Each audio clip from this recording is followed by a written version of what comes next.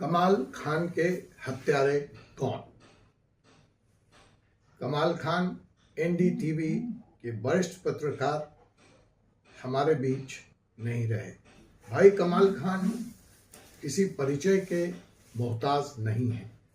देश और दुनिया उनको उनके काम से बखूबी जानती है, लेकिन आज चारों तरफ उनकी आकस्मिक मौत का हृदय गति रुक जाने से शोर है। लेकिन मैं जो सवाल आज यहाँ पे आपसे पूछ रहा हूँ या आपके बीच लेकर आया हूँ कि आखिर भाई कमाल खान का हत्यारा कौन है? आप कहेंगे यह कैसा सवाल है। मैं जानता हूँ भाई कमाल खान की मौत हृदय गति रुक जाने से हुई है, यह जग जाहिर है। ऐसी स्थिति में उनकी हत्या की बात करना, हत्यारे की खोज करना बेपड़क है। नहीं जनाब, ऐसा नहीं है। आज की अपनी इस एपिसोड में अखबारनामा के मैं यह प्रमाणित करूंगा कि कमाल खान बतौर एक इंसान, भले ही हृदय गति के रुक जाने से, हार्ट अटैक से उनकी विदाई हुई, लेकिन कमाल खान एक पत्रकार जिसको दुनिया जानती है और आज जिस पर बात हो रही है, उसकी हत्या की गई है। साथियों, इस विषय पे कोई भी पत्रकार न बोलने को तैयार है न लिखने को तैयार है। यह बिल्कुल उसी दौर की पत्रकारिता जिसमें कमाल खान और कमाल खान जैसे अनेक पत्रकार रोज मौत के शिकार हो रहे हैं, उसी का एक जीता जागता दस्तावेज है, एक नमूना है। टीआरपी की पत्रकारिता, तथ्य और कारकों से परे पत्रकारिता। आज चारों तरफ कमाल खान के हृदय गति से रुकने की, उनके काम की चर्चा हो रही है। मुझे कोई आपत्ति नहीं है, खुशी है, होनी चाहिए। लेकिन जो मूल सवाल है कि आखिर कमाल खान पत्रकार की हृदय गति रुकी क्यों, और हृदय गति रुकने के लिए जो कारक जिम्मेवार हैं उस पे बात क्यों नहीं हो रही है? मैं यह जानना चाहता हूं, मैं यह पूछना चाहता हूं कि कमाल खान के बाद जिसको एक स्वर से सब लोग कह रहे हैं कि वो पत्रकारिता के स्तंभ थे, वह निर्भीक पत्रकारिता के झंडरबदार थे, वह ईमानदारी और प्रतिबद्धता के पत्रकारिता के प्रमाण थे, पहली बार शायद किसी एक पत्रकार पर कोई टीका टिप्पणी, कोई दोषारोपण नहीं हो रहा है। समाज का हर वर्ग, चाहे वो योगी जी हों, चाहे वह रवीश कुमार हों, अगर हम विपराट दो ध्रुवों की भी बात करें तो कमाल खान के पत्रिका के कायल दिख रहे हैं, ऐसी संवेदनाएं व्यक्त हुई हैं, ऐसी बात आई है। फिर ऐसे पत्रकार के परिवार का क्या होगा? रुचि कुमार का क्या होगा? क्या इस पे कोई चर्चा होगी या नहीं? साथियों, मैं शुक्रगुजार हूं सोशल मीडिया का कि जहां इतनी बातें लिखी गई, पढ़ी गई, और मैं भी आपसे मुखातिब हूं। अगर यह सोशल मीडिया नहीं होता तो कमाल खान जैसा पत्रकार बाद मरने के ही अपने चैनल में, अपने अखबार में खबर नहीं बन पाता। यह बहुत बड़ी त्रासदी है पत्रकारों की कि वह जिन टीवी चैनलों को चमकाते हैं, जिन अखबारों की सर्कुलन को बढ़ाने के कारक होते हैं, निमित्त होते हैं, जहां न सिर्फ वह अपनी लेखनी चलाते हैं बल्कि अपनी हड्डियां भी गलाते हैं, अपनी लहू भी अपने लेखनी में डालकर लिख करके उसको ब्रांड बनाते हैं, उन्हीं अखबार और उन्हीं चैनल में अपने मौत के चंद घंटे बाद वो भुला दिए जाते हैं। आप कहेंगे, आप मेरी बात से शायद इत्तेफाक नहीं करें, तो मैं आपसे पूछना चाहता हूं कि आज तक का वही पत्रकार रोहित सरदाना कितने मिनट के बाद उसी आज तक चैनल में भुला दिए गए। आज तक में आने से पहले वो जी न्यूज में काम करते थे। क्या जी न्यूज ने उनको याद किया? क्या पहली खबर सरदाना भाई के मौत की आज तक पर चली थी? याद कर लीजिए, बहुत पुराना वाक्य नहीं है, अभी बस चंद महीनों पहले की घटना है, अप्रैल 21, जहां तक मुझे स्मरण है। तो भाई ने इस संसार को पिछले कोरोना में ऐसे ही हृदय गति रुक जाने से विदा कहा था। मुझे वो वक्त भी याद आता है, टाइम्स ऑफ इंडिया का वह संपादकीय की बड़ी मीटिंग भी याद आती है, जहां मीटिंग सिर्फ इसलिए रखी गई थी कि देश के जाने माने दिग्गज पत्रकार, वरिष्ठ पत्रकार सुभाष त्रिपेकर जी की मौत के बाद 4 लाइन की खबर टाइम्स ऑफ इंडिया में छपेगी या नहीं छपेगी। इस बात के लिए बड़ी शीर्ष लोगों के, शीर्ष पत्रकारों की बैठक नव भारत और टाइम्स ऑफ इंडिया में रखी गई थी।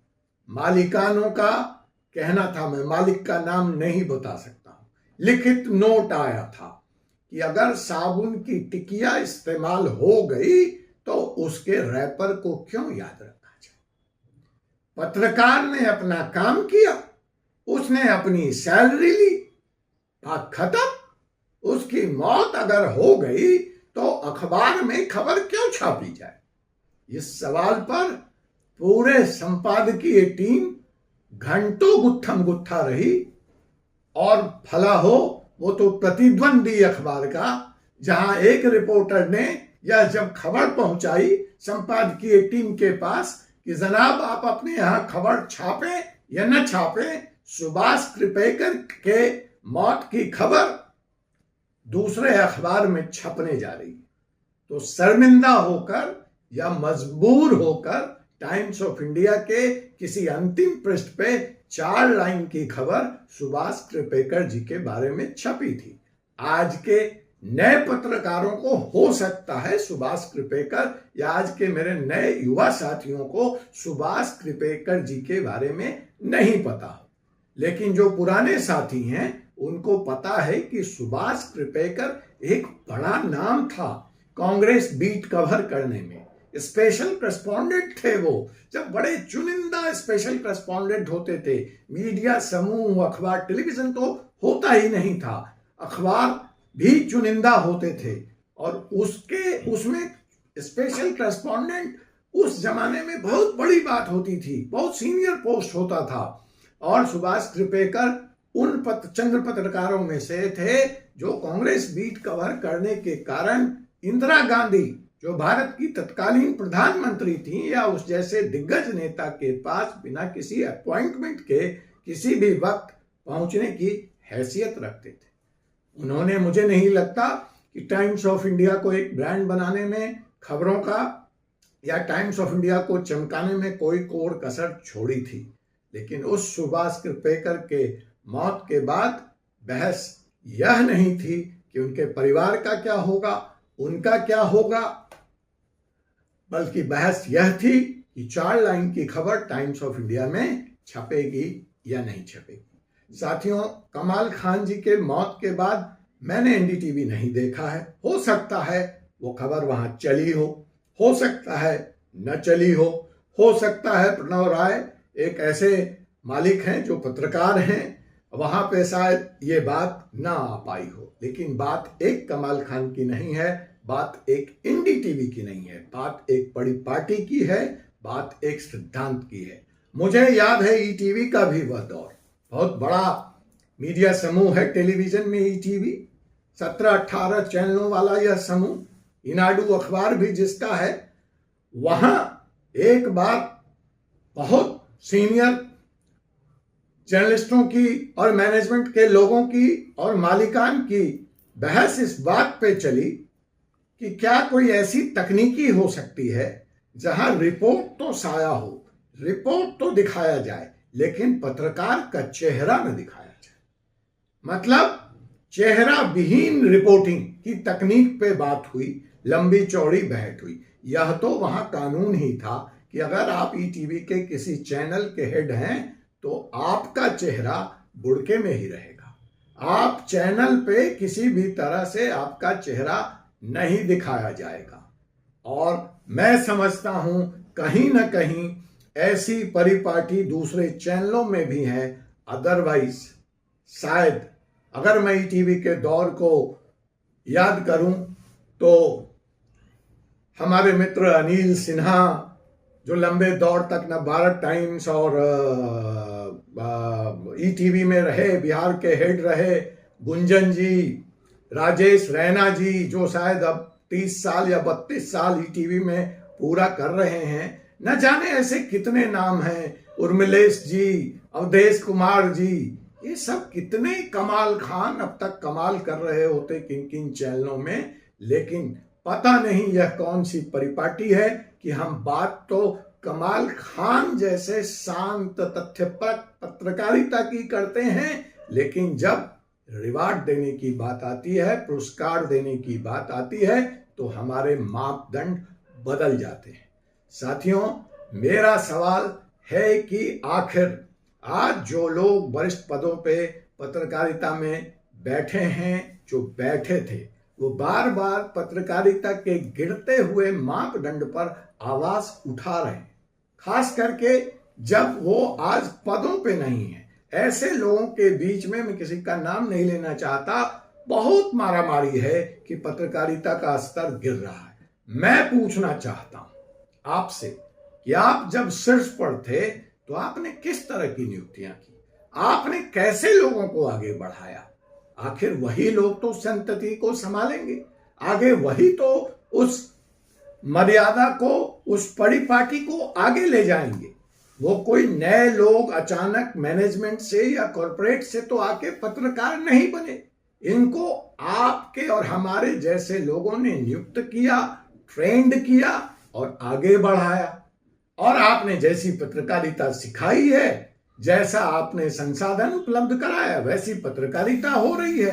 तो आज आप चैनल से बाहर आकर शोर क्यों मचा रहे हैं कि पत्रकारिता का स्तर गिर रहा है? आज कमाल खान के जाने पर हम सबको कमाल खान की पत्रकारिता, उनके पत्रकारिता के तेवर, उनके पत्रकारिता करने के तौर तरीके याद आ रहे हैं और हम उस पर तारीफों की पूल बांध रहे हैं।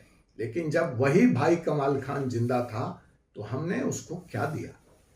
क्या कमाल खान को उसके मेरिट के अनुसार, उसकी क्षमता के अनुसार भारतीय पत्रकारिता जगत ने सम्मान दिया? क्या वह किसी चैनल के मुखिया होने के लायक नहीं थे, संपादक होने के लायक नहीं थे, कोई लाइव शो, बड़ा शो, टॉक शो अपने नाम से करने के लिए वह सक्षम नहीं थे? या ऐसा कोई शो वो करते या ऐसे किसी चैनल का मुखिया उनको बनाया जाता तो क्या जनता उन्हें देखना पसंद नहीं करती? आज अगर पॉपुलैरिटी और टीआरपी भी अगर आपका मुख्य मापदंड है तो कमाल खान की लोकप्रियता यह साबित कर रही है कि इस देश में एक बहुत संख्यक वर्ग कमाल खान को अब्दुल कलाम होते हुए, बनते हुए देखना चाहता है, पसंद करना चाहता है। भाई कमाल कब कलाम हो गए इस देश के, हमने नोट ही नहीं किया। और कमाल से अब्दुल कलाम होने की जो यात्रा है, इसमें हम नित्य कई कलाम खान की हत्या कर रहे हैं, उनको उनका हक न देकर, उनको उनका हुकूक न देकर, उनको उनका सम्मान न देकर। और उसके बाद फिर हम सवाल उठाते हैं कि यह चीख पुकार की पत्रकारिता है, यह टीवी की पत्रकारिता है, या व्यक्ति विशेष की पत्रकारिता है, या सिद्धांत विशेष की पत्रकारिता है। इस पे हम शिकायत करते हैं। आखिर इस तरह की पत्रकारिता को देख कौन रहा है? मैं जनता आपसे भी सवाल पूछना चाहता हूं। अगर आप देख नहीं रहे हैं तो टीआरपी कहां से आ रही है? आप ही तो इस तरह की बहसों को आगे बढ़ा रहे हैं, देख करके, पसंद करके, यहां तक कि आलोचना करके। आप आलोचना उसी चीज की करते हैं जिसका आप नोट लेते हैं। जिस चीज की कोई हस्ती नहीं होती, जिसका हम नोट नहीं लेते हैं, या तो हम उसके समर्थन में भी नहीं बोलते, वो इग्नोर करते हैं। लेकिन आप केंद्र में हैं। जिस पत्रकारिता की आज आप शिकायत कर रहे हैं, उसके मूल में आप जनता हैं, आप दर्शक हैं। यह आपकी भी जिम्मेवारी है। मैंने पत्रकारिता वर्ग को, पत्रकारों को तो यहां पे सवाल उठाया ही है कि आपने किस तरह की नियुक्तियां की, आपने किस तरह का शिक्षा दिया, आपने कैसी पत्रकारों की फौज तैयार करी, आपने कैसी ट्रेनिंग दी। उनको तो इसका जवाब देना ही है। लेकिन जनता, मैं आपसे भी पूछना चाहता हूं कि आखिर पत्रकारिता के इस चीख पुकार पत्रकारिता वाली पत्रकारिता के जिसका आप विरोध करते हैं, आप अपना टीवी सेट क्यों नहीं फोड़ देते? पाकिस्तान अगर मैच हार जाता है तो आपने अक्सर यह कार्टून देखा होगा कि पाकिस्तान के लोग अपना टीवी सेट फोड़ देते, उनको इतना गुस्सा होता है।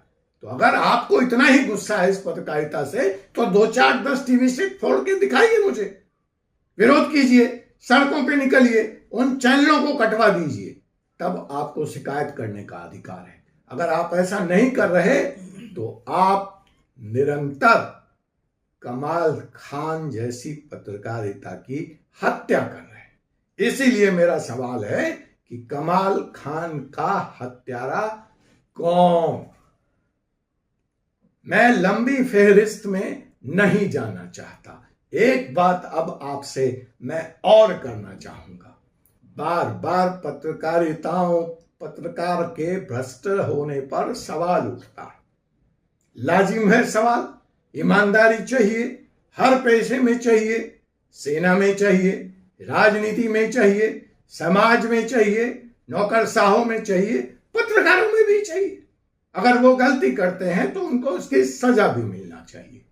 लेकिन क्या यह समाज का दायित्व नहीं है कि सेना में काम करते हुए जब एक व्यक्ति शहीद होता है तो उसके लिए पूरा देश नतमस्तक होता है, नतमस्तक होना भी चाहिए। उसके परिवार का ख्याल रखा जाता है। बहुत तरह की पेंशन और सुविधाएं हैं, स्कीम हैं। उसके परिवार को petrol pump, factory, bank loan, उनके बच्चों को उच्च शिक्षण संस्थाओं में रिजर्व सीट, फीस में छूट मिलना चाहिए। आप मुझे बताएंगे? मैं बड़े पत्रकारों की बात कर रहा हूं, मैं सरदाना जैसे पत्रकारों की बात कर रहा हूं, मैं कमाल खान जैसे पत्रकारों की बात कर रहा हूं, जो देश के बड़े और सशस्त्र पत्रकार हैं, जिनकी नौकरी सुरक्षित मानी जाती है, जिनको अच्छा खासा तनख्वाह मिलता है। आज कोई मुझे बताएगा कि सरदाना भाई का परिवार कहां है? किसी को चिंता है? आज कमाल खान के परिवार और रुचि कुमार का क्या होगा? किसी को चिंता है? योगी जी ने संवेदना व्यक्त की, लेकिन योगी जी ने कोई स्कीम दिया उसके परिवारों के लिए, कोई घोषणा की? तो इस देश पे मरने वाला बंदूक का सिपाही की फिक्र देश करता है, समाज करता है, करना चाहिए। लेखन के इस सिपाही के मौत के बाद उसका और उसके परिवार का क्या होगा, इसका फिक्र करने क्या पाकिस्तान आएगा? इसका फिक्र करने क्या फिदेल कास्ट्रो आएंगे? रसिया आएगा? अमेरिका आएगा? बताइए आप मुझे। राजनीति को विपक्ष में रहते हुए पत्रकार और पत्रकारिता की ईमानदारी चाहिए। सत्ता मिलते ही हमारी लेखनी और हमारी बोली दोनों से इन्हें परहेज होने लगता है। मैं किसी दल विशेष की बात नहीं करना चाहता, लेकिन जो भी दल सत्ता में आया है उसने पत्रकारिता के बुलंद आवाज को, निखरती हुई आवाज को दबाने का काम किया है। उसको हमारी बातें अच्छी नहीं लगती है, लेकिन मैं आपको चेतावनी देना चाहता हूं। अगर आप चाहते हैं कि आपकी सत्ता लंबी हो, अगर आप चाहते हैं कि आपकी सत्ता समाजोन्मुख हो, अगर आप चाहते हैं कि आपके सत्ता के बाद भी यह देश आपको सम्मान से याद करे, तो आपको पत्रकार और पत्रकारिता का सम्मान करना पड़ेगा, अदरवाइज आप भुला दिए जाएंगे। मैं उदाहरण देना चाहता हूं चीन का। चीन की जो भयंकर अकाल हुई थी, उसके पीछे शायद अनाज, सूखा और बारिश का उतना दोष नहीं था जितना जिस तरह से सूचनाओं के तंत्र को बर्बाद करने का वह परिणाम था। और यह पत्रकारिता के इतिहास में लिखित है, आप जाइए पढ़ लीजिए। सूचनाओं को दबाकर किसी भी तरह का शासन लंबा नहीं चल सकता, स्वस्थ नहीं हो सकता। सूचनाओं के साथ विश्वास व्यक्त करें और सूचनाओं के लिए मरने और जीने वाले पत्रकार की अगर आप ईमानदारी की परीक्षा करते हैं तो उसका ख्याल भी आप रखें, उसके परिवारों का भी ख्याल रखें। यह तो मैं बड़े पत्रकार जो बड़े संस्थान में बड़ी तनख्वाह लेकर काम कर रहे हैं, मैं उनकी बात कर रहा हूं। मैं उन लाखों स्टिंजर्स बेचारों की बात नहीं कर रहा जिनको शायद प्रति खबर 50 रुपये और 100 रुपये भी आज की तारीख में नहीं मिलते हैं। तो समाज को इसका भी जवाब देना पड़ेगा कि आखिर सरकारी नौकरी में काम करने वाला व्यक्ति सरकारी सेवा से जब मुक्त होता है तो एक पेंशन की व्यवस्था है, एक सुरक्षा है, अस्पताल है, चिकित्सालय है, स्कीम्स हैं, ईएसआई है, परिवार की सुरक्षा है, सैनिक के लिए है, पुलिस के लिए है, नौकरशाहों के लिए है, इवन राजनीतिज्ञों के लिए है कि 5 साल अगर उन्होंने संसद में अपना समय पूरा कर लिया, मंत्री पूरा कर लिया, एमएलए एमपी बने रहे तो उनके भी सुरक्षा की व्यवस्था है। सिर्फ एक कौम है जिसकी ना तो नौकरी सुरक्षित है और न नौकरी के दरमियान मौत हो जाने के बाद उसके लिए सरकार की तरफ से कोई स्कीम है, कोई समाधान है, उसके बच्चों का कोई प्रावधान है। तो अगर आप चाहते हैं कि इस देश में कमाल खान जैसी पत्रकारिता जिंदा रहे, अगर आप चाहते हैं कि कमाल खान कलाम अब्दुल कलाम बनते रहें, पैदा होते रहें, तो आपको पत्रकारों के इस दुख भरी जो दुनिया के दुख दर्द को सामने लाता है, समाधान की बात करता है, उसके घर के अंधेरे में भी झांकना होगा। तभी स्वस्थ पत्रकारिता और स्वस्थ समाज का निर्माण हो सकता है। मैं इन पंक्तियों के साथ भाई कमाल खान को अपनी श्रद्धांजलि देना चाहूँगा। हो सीढ़ियाँ उनको मुबारक, हो सीढ़ियाँ उनको मुबारक, जिनकी मंजिलें छत हैं, मेरी मंजिल तो आसमां है, मुझे खुद ही अपना राह बनाना होगा। भाई कमाल खान को अब्दुल कलाम बनने के लिए सलाम।